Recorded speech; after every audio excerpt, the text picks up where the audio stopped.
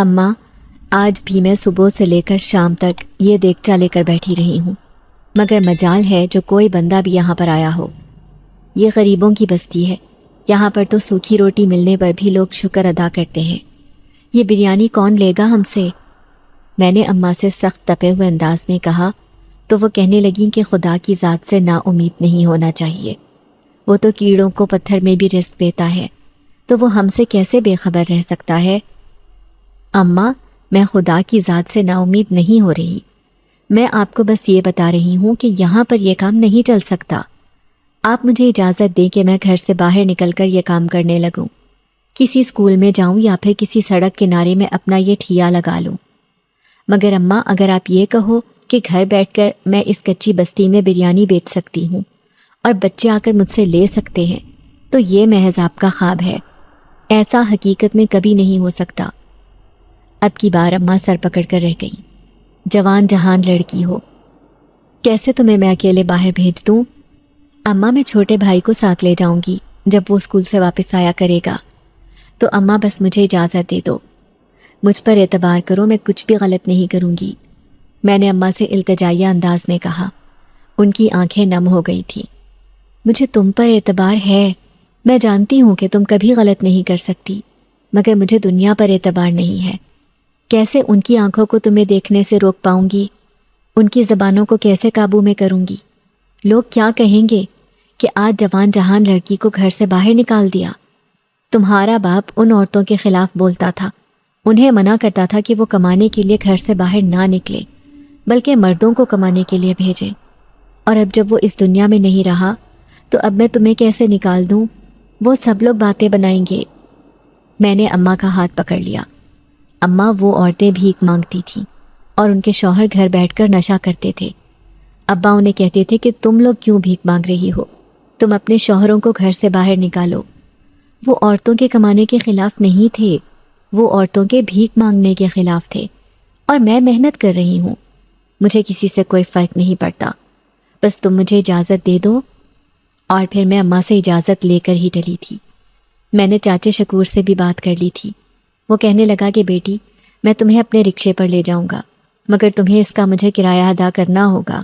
جانتی ہو نا، میں خود ایک غریب آدمی ہوں اور میرا تو اسی سے روزگار وابستہ ہے۔ میں چاچا کی بات کو سمجھتی تھی۔ ان کی جوان جہان بیٹیاں تھیں جن کی انہوں نے کل کو شادی بھی کرنی تھی، ان کا جہیز بھی دینا تھا۔ میں نے چاچا سے کہا کہ فکر مت کرو، میں آپ کا بھی پورا خیال رکھوں گی۔ اور پھر جب میں اس اسکول میں اپنا بریانی کا برتن لے کر آئی تو پہل تو لڑکیاں مجھے دیکھ کر حیرت کا اظہار کرنے لگیں۔ میں ان سے عمر میں چند سال ہی بڑی تھی، مگر ان کی طرح بے فکری میرے انگ انگ سے ظاہر نہیں ہو رہی تھی، بلکہ میرے چہرے پر تفکر کی لکیریں تھیں، کیونکہ مجھ پر ذمہ داریاں تھیں، میں کچھ کر کے دکھانا چاہتی تھی۔ اور پھر وہ ساری کی ساری بریانی بک گئی تھی۔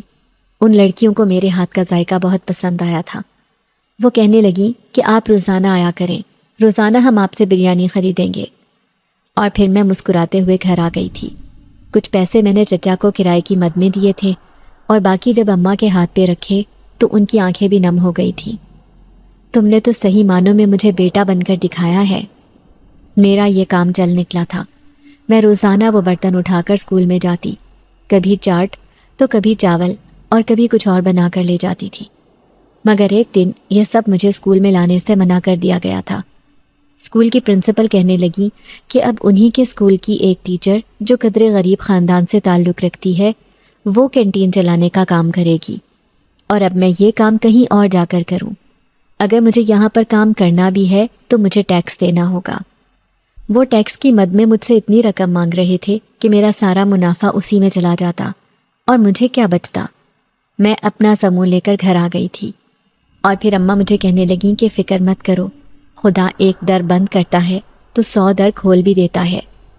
میں ایک ایک کر کے بہت سارے اسکولوں میں گئی تھی، مگر وہ سبھی کہنے لگے کہ ان کی کینٹین چلانے کے لیے پہلے سے وہاں پر لوگ موجود ہیں، انہیں میری ضرورت نہیں ہے۔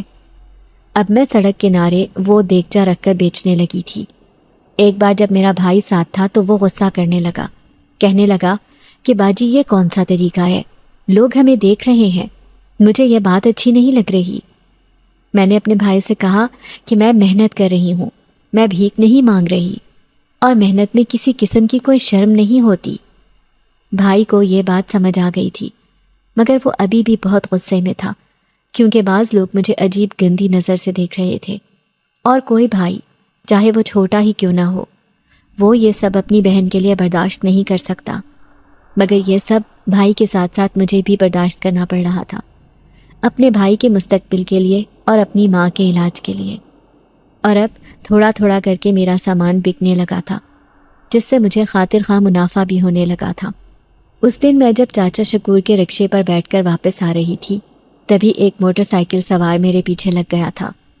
میں نے اسے پہلے نظر انداز کیا، مجھے لگا کہ وہ اپنے کام پر جا رہا ہوگا، مگر جب اس نے بہانے سے مجھے ہاتھ لگانا شروع کر دیا اور اپنی بائک کو رکشے کے ساتھ لگا دیا، کبھی میری چادر کھینچنے لگا تو کبھی میرا ہاتھ پکڑنے لگا۔ میرا غصے سے دماغ گھوم گیا تھا، میں اسے گالیاں دینے لگی، غصہ کرنے لگی، مگر وہ بہت ٹھیک تھا جو آگے سے ہنستا جا رہا تھا۔ اور پھر ہر دوسرے تیسرے دن اب یہی معمول بن گیا تھا۔ ایک دن چچا مجھے کہنے لگے کہ بیٹی معاف کرنا، میں تمہیں اپنے رکشے پر لے کر نہیں جا سکتا، وہ لڑکے تمہارے پیچھے تمہارے گھر تک آتے ہیں، یہ بات کسی طرح بھی مناسب نہیں ہے۔ اماں کو میں نے یہ ساری بات بتائی تو اماں کہنے لگیں کہ اس طرح سے تو تمہاری بدنامی ہو جائے گی، مگر میں غصے میں آ گئی۔ ایسے ہی بدنامی ہو جائے گی، میرا کیا قصور ہے؟ وہ آوارہ لوگ ہیں، غلط وہ کر رہے ہیں اور منہ میں چھپاتی پھروں۔ اماں کے لاکھ منع کرنے کے باوجود بھی میں گھر بیٹھنے پر تیار نہیں تھی، جانتی تھی کہ اپنا بوجھ خود ہی اٹھانا پڑے گا۔ جب تک میں کام نہیں کروں گی تو اپنی اور اپنے گھر والوں کی ضروریات کیسے پوری کروں گی؟ اس دن بارش کا موسم تھا اور آج بھی میں اپنے بریانی کا دیگچا لے کر سڑک کنارے آ کر بیٹھ گئی تھی۔ اس کے سامنے ایک چھوٹا سا اسکول تھا، یہ لڑکیوں کا اسکول تھا، اور اکثر چھٹی کے بعد لڑکیاں مجھ سے یہی سامان لینے کے لیے آ جاتی تھیں۔ اب جب بارش شروع ہو گئی تو میں اپنا برتن اٹھا کر اس درخت کے نیچے آ گئی تھی۔ کبھی کبھی میری مدد کے لیے میرے ساتھ کاشف موجود ہوتا تھا اور کبھی محلے کا کوئی اور بچہ، مگر آج میں بالکل اکیلی تھی، اور تبھی مجھے عجیب سا احساس بھی ہونے لگا تھا۔ میرے کپڑے بارش کی وجہ سے بھیگ چکے تھے، دوپٹہ بھی بھیگا ہوا تھا۔ میں نے اپنا دوپٹہ اپنے وجود کے ارد گرد پھیلا لیا تھا، مگر اس کے باوجود بھی مجھے یوں لگ رہا تھا جیسے آس پاس گزرنے والوں کی نظریں میرے وجود کے آر پار ہو رہی ہوں۔ اب مجھے بری طرح سے کوفت کا احساس بھی ہو رہا تھا، خود پر غصہ بھی آ رہا تھا کہ مجھے اس موسم میں گھر سے باہر نہیں نکلنا چاہیے تھا۔ اماں نے کہا بھی تھا کہ اس موسم میں باہر مت جاؤ، اگر جانا ہے تو بڑی چادر لے لو، مگر میں نے اپنے کپڑوں کے ساتھ ہم رنگ دوپٹہ لے لیا تھا جو کہ کافی بڑا تھا، مگر اب اس بھیگے ہوئے کپڑوں کو چھپانے میں وہ ناکام ثابت ہو رہا تھا۔ کچھ لڑکے تو وہاں پر قریب ہی کھڑے ہو کر مجھے عجیب نظروں سے تاڑنے لگے تھے اور عجیب عجیب آوازیں کسنے لگے تھے۔ میرا بس نہیں چل رہا تھا کہ میں ان لوگوں کی پٹائی کرنا شروع کر دوں، مگر میں شرم کے مارے سمٹ کر ایک جگہ پر کھڑی ہو گئی تھی۔ جی چاہ رہا تھا کہ ساری دنیا کی نظروں کے سامنے سے اوجھل ہو جاؤں۔ تبھی میرے پاس وہ موٹر بائک آ کر رکی۔ اس لڑکے کے چہرے پر ماسک تھا اور وہ قدرے سختی بھری نظروں سے مجھے دیکھ رہا تھا۔ میرے پاس آ کر کہنے لگا کہ یہ لو اور اپنے وجود کو اس سے چھپا لو، تمہیں نظر نہیں آ رہا کہ لوگ تمہیں اس طرح سے دیکھ رہے ہیں؟ کیوں تم باہر نکلی ہو؟ وہ نہ جانے کون تھا اور اس قدر دھونس بھرے انداز میں بات کر رہا تھا۔ پہلے تو مجھے اس کے انداز پر غصہ آیا، مگر پھر جب میں نے اس کے ہاتھ میں وہ کالے رنگ کا برقع دیکھا تو میں اپنا غصہ بھول بھال گئی تھی۔ میں نے جلدی سے وہ برقع اوڑھ لیا تو ایک دم مجھے ایسے محسوس ہوا جیسے میں محفوظ ہو گئی ہوں، سائبان تلے آ گئی ہوں۔ وہ ابھی بھی مجھے گھورے جا رہا تھا، کہنے لگا کہ ایسے موسم میں باہر نکلنے سے احتیاط کرنی چاہیے، اگر انسان بھیگ جائے تو اس کی بے پردگی ہوتی ہے۔ جسم دیکھنے والے تو بہت ہوتے ہیں، مگر جسم ڈھکنے والا کوئی کوئی ہی ہوتا ہے۔ اس کی بات پر میں متاثر ہو گئی، پھر اسے کہنے لگی کہ میں غریب ہوں، گھر میں کمانے والا کوئی بھی نہیں ہے، ایک چھوٹا بھائی ہے جو 8ویں کلاس میں پڑھتا ہے، وہ اسکول میں جاتا ہے، بوڑھی ماں ہے وہ بیمار ہے، ایسے میں میرے علاوہ اور کون ہے جو یہ ذمہ داریاں نبھائے؟ وہ ایک دم خاموش ہو گیا، پھر کہنے لگا کہ یہ برتن کتنے کا ہوگا؟ ابھی تک صبح سے ذرا بھی سیل نہیں ہوئی تھی، سارا سامان میرے پاس ہی موجود تھا، میں نے اسے جب بتایا تو وہ اپنے جیب سے پیسے نکال کر کہنے لگا کہ یہ مجھے دے دو اور تم اب گھر جاؤ۔ میں ہکا بکا سی دیکھتی رہ گئی تھی۔ وہ کہنے لگا کہ یہ مجھے دے دو، میں اسے بچوں میں بانٹ دوں گا۔ تمہیں یہ سیل کرنا تھا نا، تم نے سیل کر دیا۔ میں حیران پریشان سی اپنے گھر آ گئی تھی۔ اماں دیکھ کر کہنے لگی کہ کتنی دیر سے میرا دل ہول رہا تھا، میں پریشان ہو رہی تھی، شکر ہے تم آ گئی ہو۔ جب ان کا میرے برقعے کی طرف دھیان گیا تو وہ بھی پوچھنے لگی، یہ کہاں سے لائی ہو، کیا نیا لیا ہے؟ تب میں نے اماں کو سارا ماجرا بتایا تو وہ اس شخص کو دعائیں دینے لگی۔ نیک ماں باپ کی اولاد تھا جس نے تمہارا سر بے پردہ ہونے سے چھپا لیا، خدا اسے اس کا اجر دے۔ اگلے کئی دن تک بارش کا زور نہیں ٹوٹا تھا، بارش برستی جا رہی تھی، اور اس برستی بارش میں اماں مجھے گھر سے باہر نکل کر جانے پر تیار نہیں تھی۔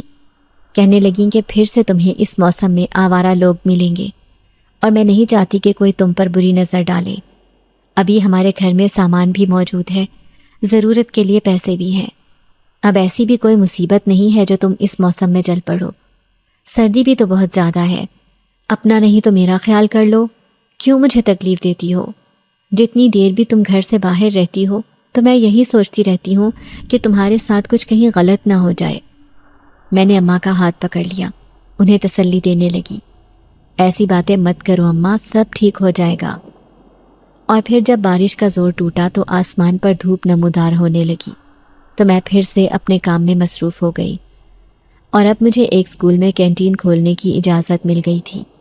گو کہ وہ بھی مجھے اس چیز کا کرایہ وصول کر رہے تھے، مگر یہ کرایہ میرے لیے کافی حد تک معقول تھا، جو میں آسانی سے ادا کر سکتی تھی۔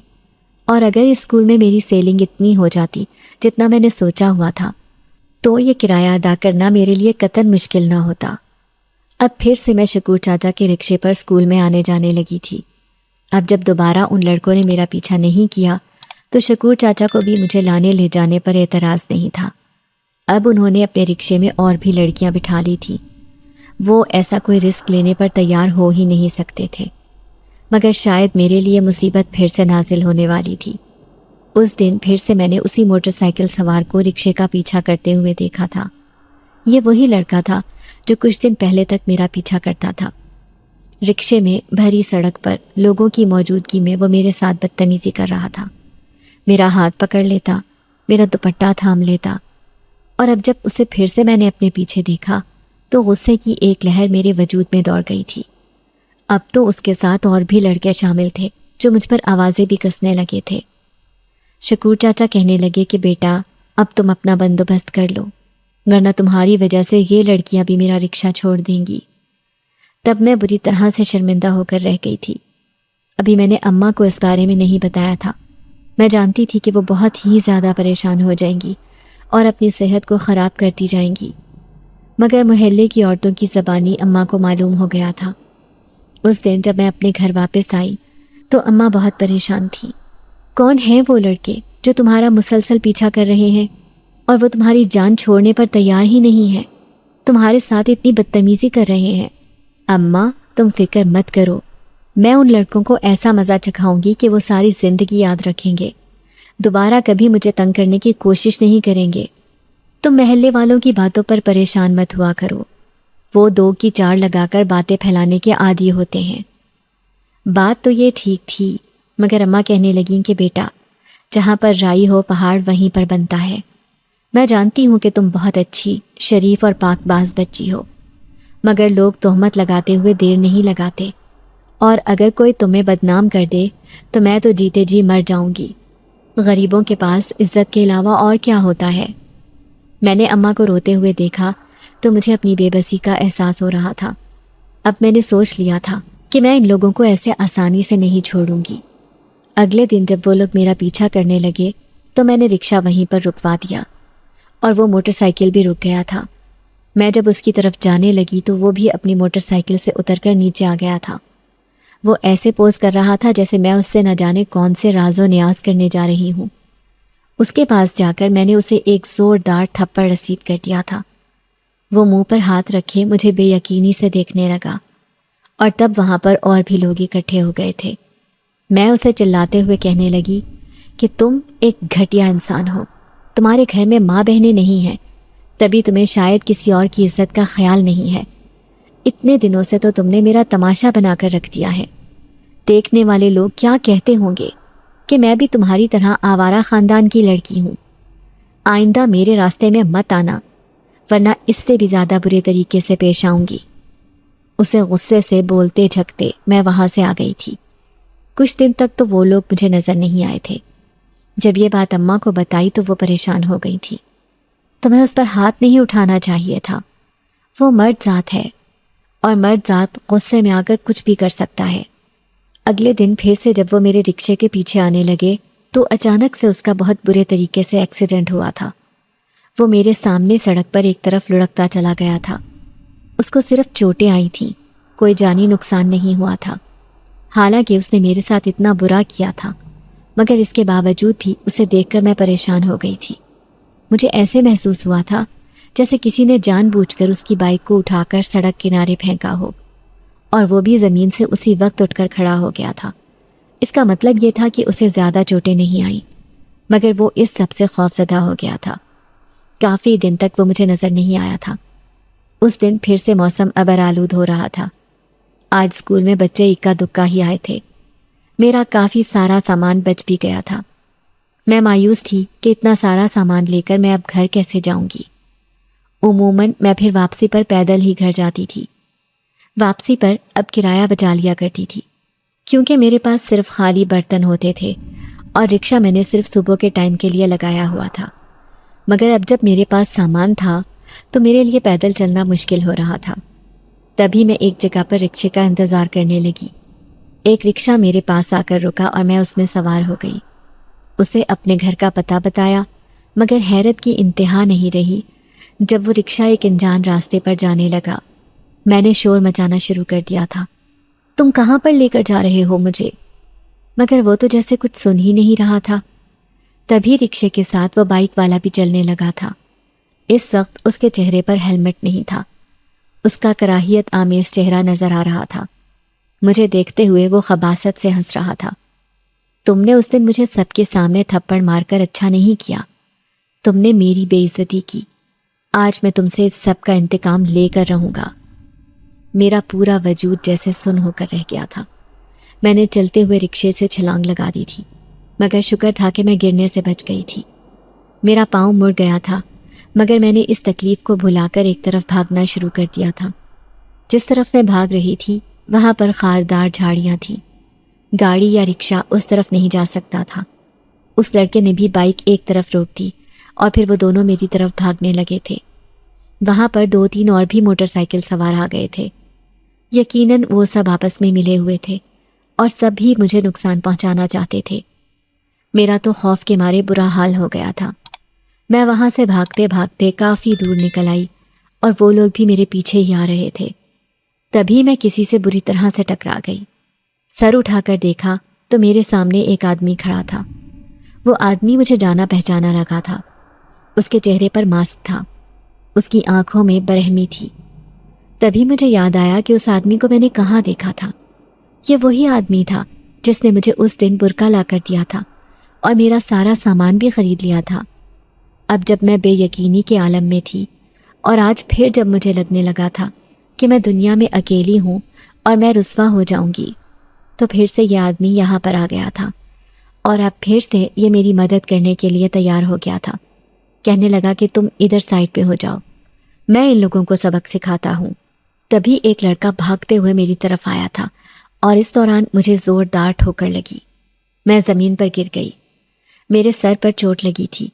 آنکھوں کے سامنے اندھیرا چھا گیا تھا۔ نہ جانے میں کب تک بے ہوش رہی۔ جب مجھے ہوش آیا تو شام کا وقت تھا اور میں اسی جنگل میں تھی۔ وہ لڑکا میرے سامنے بیٹھا ہوا تھا۔ ہوش آ گیا تمہیں؟ میں ہڑبڑا کر ادھر ادھر دیکھنے لگی۔ وہ لوگ چلے گئے؟ انہوں نے تمہیں کوئی نقصان تو نہیں پہنچایا؟ میں نے اس سے پوچھا تو وہ مجھے بس دیکھ کر رہ گیا۔ کہنے لگا کہ نہیں، مجھے امید ہے کہ اب وہ لوگ تمہیں بھی تنگ نہیں کریں گے۔ میں نے انہیں اچھے سے مزہ چکھا دیا ہے۔ میں اب یہ سوچ کر ڈر رہی تھی کہ اب میں گھر کیسے جاؤں گی۔ اتنی دیر ہو گئی ہے، امی تو میری وجہ سے بہت پریشان ہو رہی ہوں گی۔ وہ کہنے لگا کہ اب گھر چلنے کی تیاری کرو، کیونکہ پہلے ہی تم بہت لیٹ ہو گئی ہو۔ اپنی ماں کو کیا جواب دو گی؟ جب میں گھر آئی تو کافی زیادہ اندھیرا پھیل چکا تھا اور وہ لڑکا گھر تک میرے ساتھ ہی آیا تھا۔ اس کے چہرے پر سنجیدگی چھائی ہوئی تھی۔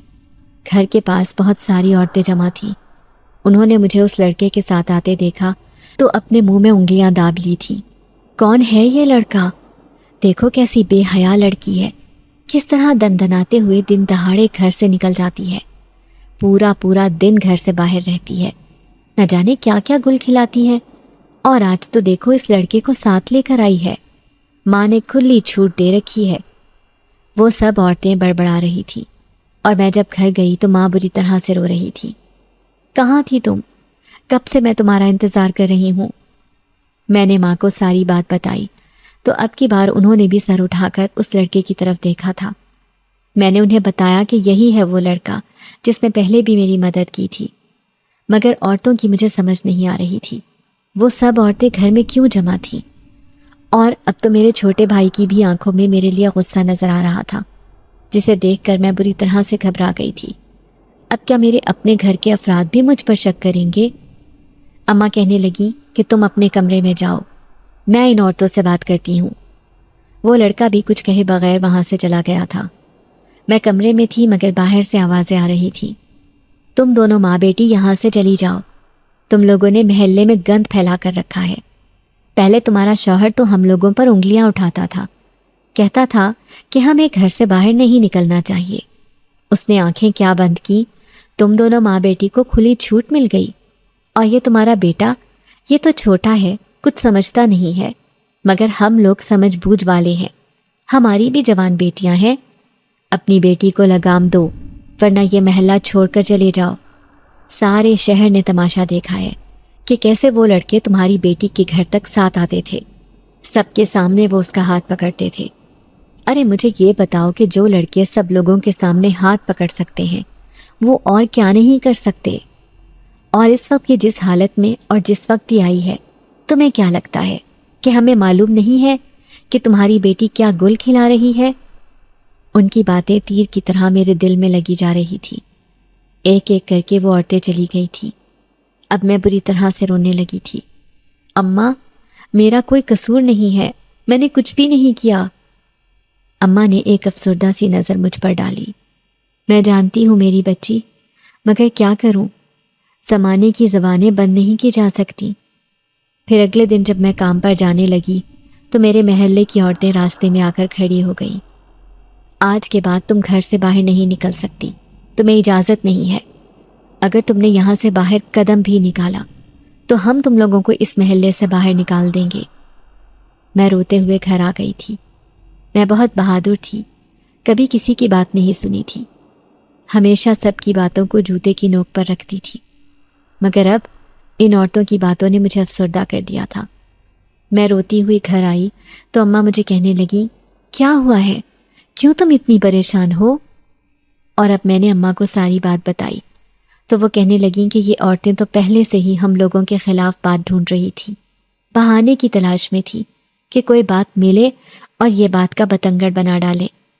انہیں میرے شوہر پر غصہ ہے، تمہارے باپ نے بھی تو ان لوگوں کو بھیک مانگنے سے روکا تھا، اور شاید ہی اسی بات کا انتقام ہم سے لے رہے ہیں۔ میرے بابا بہت ہی خوددار انسان تھے، وہ اس بستی میں واحد انسان تھے جو محنت مزدوری کر کے، کام کاج کر کے اپنا اور اپنے بچوں کا پیٹ پال رہے تھے۔ ہمارا کچا ایک کمرے کا ہی مگر اپنا گھر تھا، اور باقی سب لوگ چھوٹی چھوٹی جھونپڑیاں لگا کر رہتے تھے۔ اکا دکا لوگوں کا ہی یہاں پر کچا کمرہ بنا ہوا تھا، مگر اس کی چار دیواری نہیں تھی، اور یوں گھر کی بھی بے پردگی ہوتی، اور وہاں پر رہنے والوں کے رہن سہن پر ابا سب لوگوں کو ٹوکتے رہتے تھے، مگر کوئی ان کی بات نہیں سنتا تھا۔ یہاں کے مرد نکمے تھے، سارا دن بستر توڑتے رہتے تھے، اور عورتیں کام کاج کرنے کے لیے گھروں سے باہر نکلتی، بھیک مانگتی، اور کچھ تو غلط کاموں میں بھی پڑ گئی تھی۔ جب ایک بار ابا نے کسی عورت کو رنگے ہاتھوں پکڑا تو ان کا غصے سے دماغ گھوم گیا تھا۔ انہوں نے واپس آ کر بستی والوں کو اکٹھا کیا اور کہنے لگے کہ آج کے بعد یہ عورتیں گھر سے باہر نہیں نکلیں گی، تم لوگ جو مرضی ہے کرو، تم لوگ ہی کما کر لاؤ گے۔ اور پھر کچھ لوگ ابا کے ہم نوا ہو گئے تھے۔ اس طرح وہ عورتیں جو بھیک مانگنے کی آڑ میں غلط پیشے کو فروغ دینے لگی تھیں اور دونوں ہاتھوں سے پیسہ سمیٹ رہی تھیں، اب وہ اس سب کی وجہ سے گھر بیٹھ گئی تھی، اور تب ان کے دل میں ابا کے لیے نفرت بھی پیدا ہونے لگی تھی کہ ان کی وجہ سے ان کا یہ کام بند ہو گیا تھا۔ جب ابا کی موت واقع ہوئی تو اس کے بعد پھر سے سب عورتیں اپنی مرضی کے کاموں میں مشغول ہو گئی تھیں۔ تب بھی لوگوں نے انہیں منع کیا تھا، مگر اب ان کی کون سنتا تھا۔ اسی وجہ سے انہوں نے مجھ سے بھی ضد باندھ لی تھی۔ میں بھی جب گھر سے باہر نکلتی تو وہ لوگ مجھے کام کرنے کے لیے نہیں نکلنے دیتے تھے۔ کافی سارے دن اسی طرح سے بیت گئے تھے۔ پوری بستی ہماری مخالف ہو گئی تھی۔ سب بستی کے لوگ اماں کے پاس آ کر کہنے لگے کہ تمہاری بیٹی اب گھر سے باہر نہیں نظر آنی چاہیے، ورنہ ہم سے برا کوئی نہیں ہوگا۔ ایسے میں اماں بھی خاموش تھی، وہ سب کا مقابلہ نہیں کر سکتی تھی، مگر مجھے غصہ بستی والوں پر تھا کہ اگر وہ لوگ مجھے کام نہیں کرنے دیتے تھے تو انہیں ہماری مدد کرنی چاہیے تھی۔ گھر میں تو کھانے کو کچھ بھی نہیں تھا، سب ختم ہونے والا تھا۔ بھائی کو اسکول کی فیس دینی تھی اور اس کی ایک کتاب بھی گم ہو گئی تھی۔ اب وہ نئی کتاب لینے کے لیے پیسے مانگ رہا تھا۔ اگر میں کام نہ کرتی تو یہ ساری ضروریات کیسے پورا کرتی؟ اماں اپنا سر تھام کر رہ گئی۔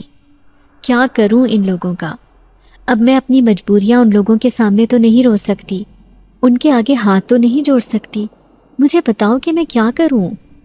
اماں سے میں کہنے لگی کہ میں ہی کچھ کرتی ہوں، آپ فکر مت کریں۔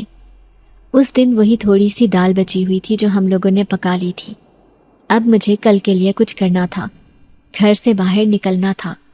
میں کب تک لوگوں کی باتوں کو سن سکتی تھی؟ اب تو میرے پاس پیسے بھی نہیں تھے کہ میں بریانی یا کوئی اور چیز بنا کر بیچ دوں۔ اپنی ضروریات پوری کرنے کے لیے میں نے مزدوری کرنی تھی، کسی کے گھر کام کرنا تھا۔ اسی لیے میں گھر سے باہر نکلی اور مجھے ایک گھر میں کام مل گیا تھا۔ اس عورت سے میں نے کہا تھا کہ میں روز کے روز آپ سے پیسے لوں گی کیونکہ مجھے پیسوں کی ضرورت ہے۔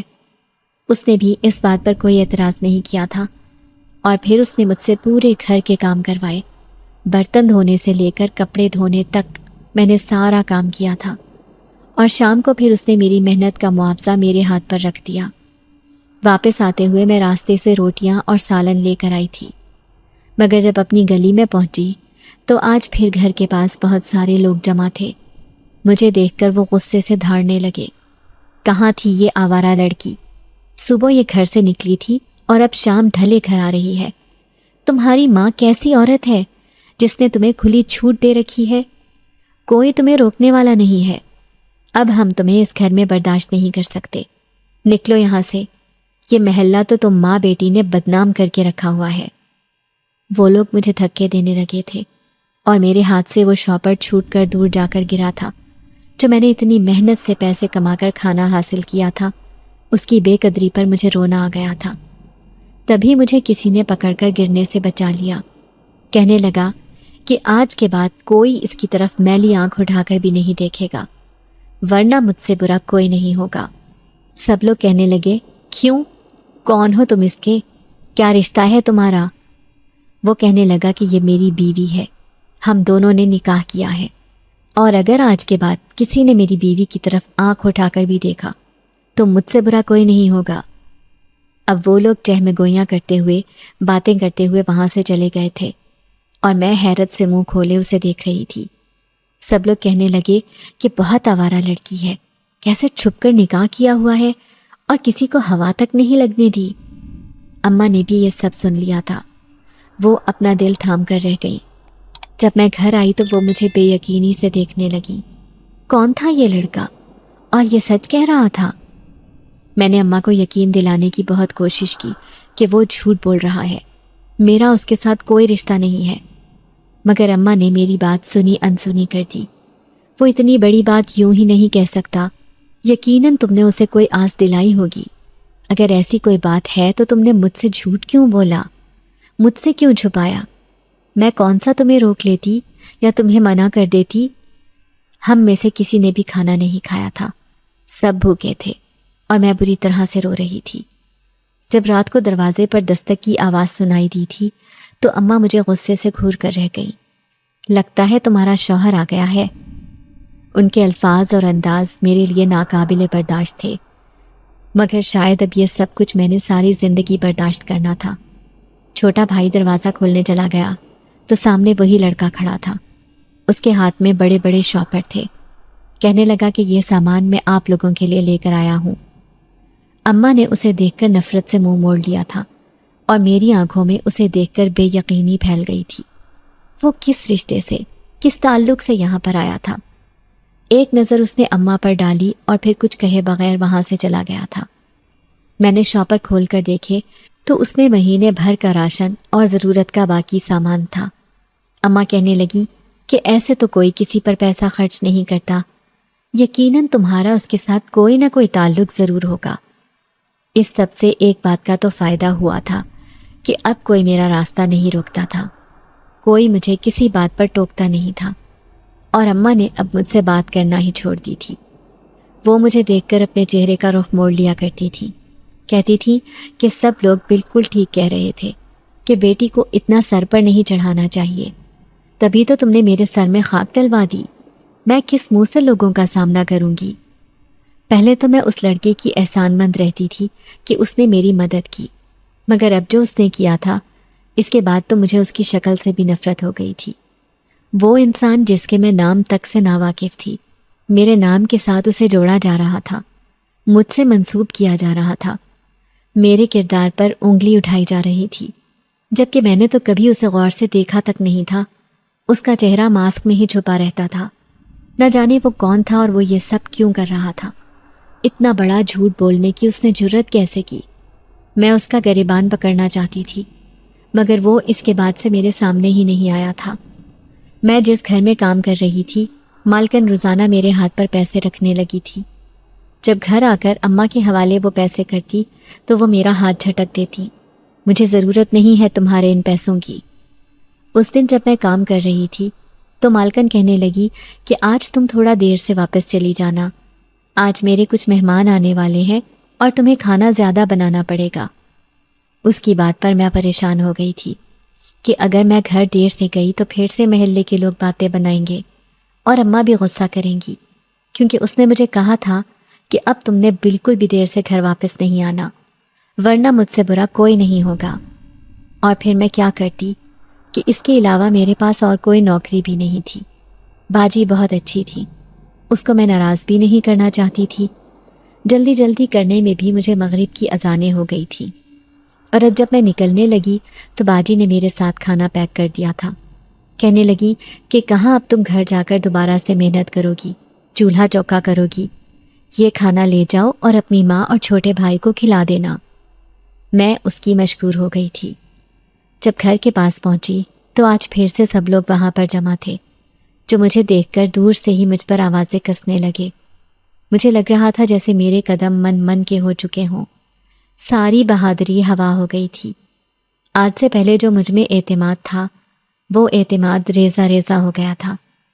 شاید اس کی وجہ یہ تھی کہ مجھے اپنے ماں اور بھائی پر بھروسہ تھا، کیونکہ میری ماں اور بھائی مجھ پر اعتبار کرتے تھے۔ مجھے یہ یقین تھا کہ ان لوگوں کی موجودگی میں کوئی مجھے غلط نہیں کہہ سکتا تھا، مگر آج جب ان دونوں نے ہی آنکھیں ماتھے پر رکھ لیں اور میرے ساتھ اس انداز میں پیش آنے لگے جیسے میرا ان کے ساتھ کوئی تعلق ہی نہ ہو، کوئی رشتہ ہی نہ ہو۔ میں جب گھر کے پاس پہنچی تو پھر سے ان لوگوں نے مجھے دھکے دینے شروع کر دیے، برا بھلا کہنے لگے، اور ماں دروازے میں کھڑی ہو کر یہ سب دیکھ رہی تھی۔ پھر تبھی وہاں پر وہ آ گیا اور آج پھر سے وہ سب لوگوں کو کہنے لگا کہ آپ لوگوں کو شرم آنی چاہیے کسی معصوم اور مجبور لڑکی کے ساتھ یہ سب کرتے ہوئے۔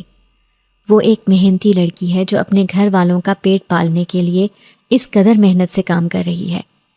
آپ لوگ بجائے اس کا ساتھ دینے کے اسے دھتکار رہے ہیں، اس پہ الزام تراشی کر رہے ہیں۔ آپ لوگ یتیم کی آہ لینے سے بچیں، ورنہ آپ کا دنیا میں کوئی ٹھکانہ نہیں ہوگا۔ وہ لوگ اس کی باتوں سے قائل ہوئے یا نہیں، مگر خاموش ہو کر وہاں سے چلے گئے تھے۔ اور پھر جب وہ مجھے لے کر میرے ساتھ گھر میں آ گیا تو اماں نے مجھے دیکھ کر نفرت سے منہ موڑ لیا۔ کہنے لگیں کہ تم آج دیر سے اسی لیے آئی تھی کہ تم اس لڑکے کے ساتھ تھی۔ میں نے اماں کو اپنی صفائی دینے کی بہت کوشش کی، مگر وہ کچھ سننے پر تیار ہی نہیں تھی۔ اماں کہنے لگیں کہ تم بہت اچھے گھر کے معلوم ہوتے ہو، تمہارے بات کرنے کا انداز دیکھ کر لگتا ہے کہ کسی اچھی ماں نے تمہاری تربیت کی ہے، مگر بیٹا یہ تم نے کیا حرکت کی ہے، چھپ کر شادی کرنے والی۔ اگر تمہیں یہ پسند ہی تھی تو تم مجھے بتا دیتے، میں خود تم دونوں کی شادی کروا دیتی۔ چلو تم لوگوں نے جو کرنا تھا کر دیا، اب تم اپنے ماں باپ سے بات کرو اور اسے رخصت کرا کر اپنے گھر لے جاؤ۔ اماں کا لہجہ ایسا تھا جیسے وہ مجھ سے جان چھڑانا چاہتی ہوں۔ تبھی وہ لڑکا کہنے لگا کہ آنٹی، دراصل بات یہ ہے کہ ہم دونوں کا آپس میں کوئی تعلق نہیں ہے۔ اس دن وہ سب لوگ اس پر کیچڑ اچھال رہے تھے، باتیں بنا رہے تھے، تبھی میں نے سب کے سامنے یہ کہہ دیا تھا کہ یہ میری بیوی ہے، تاکہ کوئی اس کی طرف میلی آنکھ سے نہ دیکھے۔ میں آپ لوگوں کا کہیں دوسری جگہ پر رہنے کا بندوبست کر رہا ہوں، آپ لوگ فکر نہ کریں، ان لوگوں سے آپ کی جلدی جان چھوٹ جائے گی۔ آپ لوگ نئے محلے میں، نئے علاقے میں جا کر رہیں گے جہاں پر اچھے لوگ بستے ہیں، جو دوسروں کے معاملات میں دخل اندازی نہیں کرتے، جہاں پر آپ اور آپ کی بیٹی سر اٹھا کر جئیں گے اور کوئی اس کی ذات کا تماشا نہیں بنا سکے گا۔ جب وہ وہاں سے چلا گیا تو اماں مجھے شرمندہ سی ہو کر کہنے لگی کہ تم مجھے بتا دیتی کہ تم نے اس کے ساتھ نکاح نہیں کیا، مجھے لگا تھا کہ سب لوگ صحیح کہہ رہے ہیں، اور اس لڑکے نے بھی تو یہی کہا تھا کہ تم اس کی بیوی ہو۔ اماں نے مجھے گلے سے لگا لیا تھا، میں پھوٹ پھوٹ کر رو پڑی تھی۔ اماں جو بھی ہوا ہے میری اس میں کوئی غلطی نہیں ہے، اور تم نے سن تو لیا اس نے کیا کہا، کہ اس نے سب لوگوں کو خاموش کروانے کے لیے ایسی بات کہی، یعنی کہ اسے میرا احساس تھا۔ ایک بار پھر سے میرے دل میں اس کے لیے نرم جذبات پیدا ہونے لگے تھے۔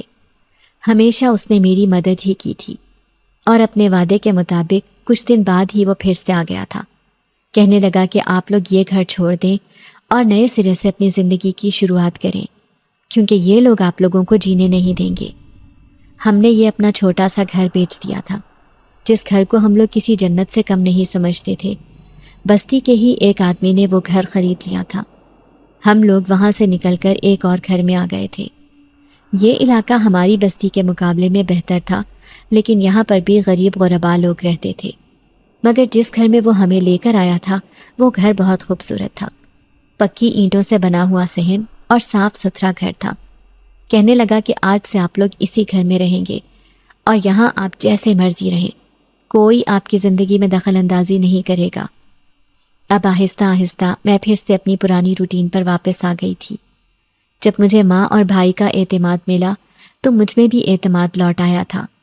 اب میں پھر سے چھوٹے موٹے کام کرنے لگی تھی، مگر اب فرق یہ تھا کہ میں اب بریانی سڑکوں اور اسکولوں میں جا کر بیچنے کے بجائے اسی گھر کے ایک کمرے میں بیچنے لگی تھی۔ اس کمرے کو میں نے دکان کی شکل دے دی تھی۔ اس کا دروازہ گلی میں کھلتا تھا، اور اس کا فائدہ تو یہ تھا کہ اماں کو بھی میں دکان پر بٹھا سکتی تھی، اور اماں خوش اسلوبی سے یہ کام کر بھی لیتی تھی۔ میں نے پھر سے تعلیم کا سلسلہ شروع کر دیا تھا۔ دن بھر میں کالج میں ہوتی تو اماں ہی یہ سارے کام سنبھالتی تھی، اور پھر گھر واپس آ کر میں گھر کے کام بھی کرتی اور دکان کو بھی دیکھتی تھی۔ اماں مجھے پیار سے کہتی کہ میری بیٹی اتنے کام کرتی ہے، تھک جاتی ہوگی، اور میں مسکرا کر لاڈ سے ان کی گود میں سر رکھ دیا کرتی تھی۔ اماں، میں نے جو کیا ہے یہ میرا فرض بنتا تھا۔ اگر ابا اتنی جلدی نہ جاتے تو میں بھی باقی لڑکیوں کی طرح بے فکر ہو کر زندگی گزار رہی ہوتی۔ اماں احسن کی احسان مند تھی، جس نے ہماری اتنی مدد کی تھی، اور وہ کبھی کبھار ہی یہاں پر آتا تھا۔ اماں کے دل میں اس کے لیے جذبات بدلنے لگے تھے۔ وہ اکثر اسے کہتی کہ تم اپنے ماں باپ کو لے کر ہمارے گھر آؤ، میں ان سے ملنا چاہتی ہوں، دیکھنا چاہتی ہوں کہ وہ عورت کیسی ہے جس نے تمہاری اتنی اچھی تربیت کی ہے۔ اور وہ ہمیشہ اماں کو بہانہ بنا کر ٹال دیا کرتا تھا۔ میرے بھی اس کے لیے جذبات بدلنے لگے تھے۔ میں بھی اس کے بارے میں مختلف انداز میں سوچنے لگی تھی، مگر پھر جس دن مجھے اس کی حقیقت معلوم ہوئی تو اس دن میرے اس کے لیے جذبات بدل گئے تھے۔ اس نے مجھ سے وعدہ کیا تھا کہ میں اماں کو یا کسی کو بھی اس کی حقیقت کے بارے میں نہیں بتاؤں گی۔ اس دن میں اس سے اسی انتظار میں تھی کہ وہ مجھ سے اپنی محبت کا اظہار کرے، کب وہ مجھے شادی کی آفر کرے، مگر وقت بیتتا جا رہا تھا۔ جب اس نے خود سے اس بات کا ذکر نہیں کیا تو ایک دن میں نے اپنا دل اس کے سامنے کھول کر رکھ دیا تھا۔ اس دن اماں کی طبیعت خراب تھی اور وہ اپنے کمرے میں سو گئی تھی۔ میں ابھی کالج سے آئی تھی اور ابھی دکان کھولنے کا سوچ رہی تھی جب دروازے پر دستک ہوئی۔ دروازہ کھولا تو سامنے احسن کھڑا تھا۔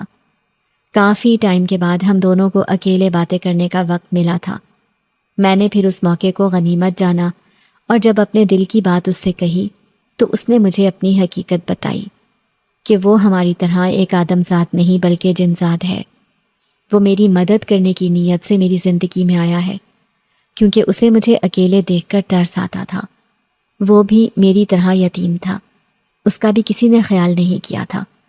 ہمیشہ وہ محبت کو ترستا رہا۔ پھر جب اس نے مجھے اس بے سر و سامانی کے عالم میں دیکھا تو اس کے دل میں میرے لیے ہمدردی پیدا ہو گئی تھی۔ جب اسے میرے سارے حالات معلوم ہوئے تو اسے لوگوں کی بے حسی پر غصہ آنے لگا تھا۔ ہمارے وہ رشتہ دار جن کا ہمارے ساتھ تعلق تھا مگر انہوں نے کبھی بھی اپنے تعلق کی لاج نہیں رکھی تھی، کبھی بھی ہماری کسی معاملے میں مدد نہیں کی تھی، مگر اب جب ہم وہاں سے آ گئے تھے تو وہ ہمیں ڈھونڈنے لگے تھے اور کئی لوگ تو اس گھر میں بھی آنے لگے تھے۔ کئی لوگ ہم سے اپنے کیے کی معافی مانگتے تھے اور ہم سے یہ پوچھتے تھے کہ آپ لوگوں نے تو بہت خوبصورت گھر بنا لیا ہے، کہاں سے لیا یہ؟ تب اماں عاجزی سے انہیں کہتی کہ یہ ہمیں اللہ نے دیا ہے اور کسی نیک بندے کے وسیلے سے دیا ہے۔ اللہ نے ہماری بہت مدد کی ہے، ورنہ لوگوں نے تو ہمیں تماشا بنانے میں کوئی کسر نہیں چھوڑی تھی۔ اماں کی بات پر وہ لوگ شرمندگی سے سر جھکا کر رہ جاتے جو مجھے بدنام کرنے میں پیش تھے۔ اماں اٹھتے بیٹھتے ٹھنڈی آہیں بھرنے لگی تھی۔ وہ آسن کی طرف سے پیش رفت کے منتظر تھیں، مگر وہ نہیں جانتی تھی کہ ایسا کبھی بھی نہیں ہو سکتا، کیونکہ وہ ہماری طرح کا ایک عام انسان نہیں تھا۔ وہ ہماری طرح کے اور بھی کئی لوگوں کی مدد کرتا تھا، ان کے کام آتا تھا، اور اب زیادہ تر وقت وہ اپنی دنیا میں ہی گزارتا تھا، کیونکہ اپنی دنیا کی ذمہ داریاں بھی اس پر موجود تھیں۔ اماں اکثر اٹھتے بیٹھتے اس کا ذکر کرتی اور میں اس کے وعدے کی پابند ہونے کی وجہ سے اماں کو اس کی حقیقت نہیں بتا سکتی تھی۔ پھر اماں نے اس کی طرف سے مایوس ہو کر ایک جگہ پر میرا رشتہ طے کر دیا تھا۔ تب میں اماں سے خوب لڑی، اتنی جلدی شادی نہیں کرنا چاہتی میں، پہلے بھائی کو کسی قابل ہو لینے دیں۔ اماں کہنے لگیں کہ ہمارا اللہ مالک ہے، اس نے یہاں تک ہمارا وسیلہ بنایا، ہمیں کوئی امید نہیں تھی کہ ہم اچھے دن دیکھیں گے، مگر اللہ نے ہمارے دن بدل دیے ہیں، وہ آگے بھی ہماری ضرور مدد کرے گا، تم بس اب شادی کرنے کی تیاری کرو۔